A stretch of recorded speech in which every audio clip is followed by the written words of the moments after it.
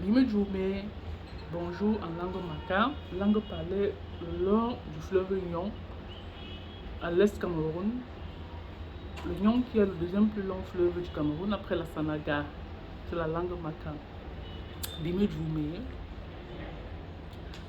Alors aujourd'hui nous allons vous parler du nombre de reproductions de base qui est une notion importante en épidémiologie mathématique. L'épidémiologie mathématique qui est en fait la modélisation mathématique des maladies infectieuses qui permet de mieux comprendre la propagation des épidémies dans une population donnée. Propagation, la prédiction et le contrôle. Donc, à l'aide de la modélisation mathématique, on peut mieux prédire, mieux contrôler une épidémie d'une maladie infectieuse. Alors, avant de parler du nombre de positions de base, en abrégé R0, nous vous définissons ce qu'on appelle les susceptibles.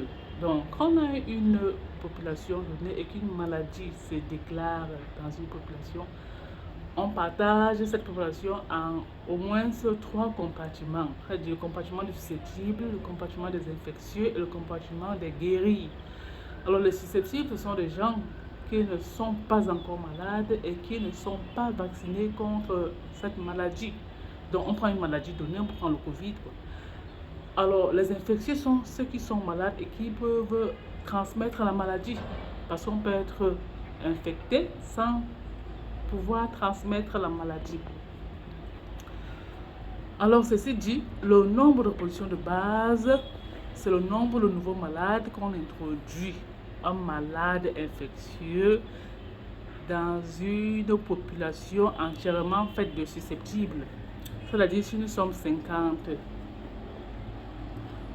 on introduit, ou alors une personne malade de Covid arrive parmi nous, après un certain temps, c'est-à-dire le temps où la personne est malade et peut transmettre la maladie, on vient compter le nombre de nouveaux malades de notre population.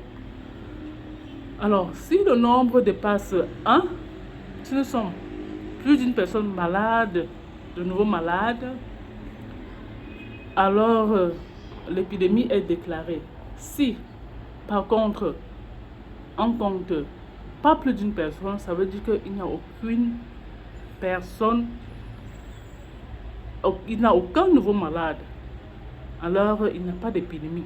Donc, en bref, si le nombre de reproductions de base est supérieur à 1, alors l'épidémie va se propager. Si le nombre de reproductions de base est plus petit que 1, alors pas d'inquiétude, la maladie ne va pas se propager. C'est ça le nombre de reproductions de base. Alors ici, Douala, capitale économique du Cameroun. Alors la rivière que vous apercevez au loin, c'est le Vouri. Quand les Portugais sont arrivés, ils ont appelé cette rivière Rio dos Camarones, c'est-à-dire la rivière des crevettes. Dans le Cameroun, tire son nom de Camarones, rivière des crevettes. Au Cameroun, on l'appelle cette rivière le Vouri. Et là, nous sommes à l'embouchure au delta. Donc là où le Vouri se jette à la mer. Parce que le Cameroun a plus de 300 km de côte sur l'océan Atlantique.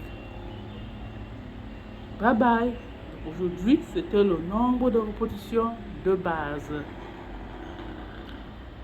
Ici, Douala. Là au loin, là, vous pouvez voir le port de Douala, le Vouri. Ici, Douala, capitale économique du Cameroun. Bye bye, à bientôt sur un autre sujet, sur une autre notion en épidémiologie mathématique.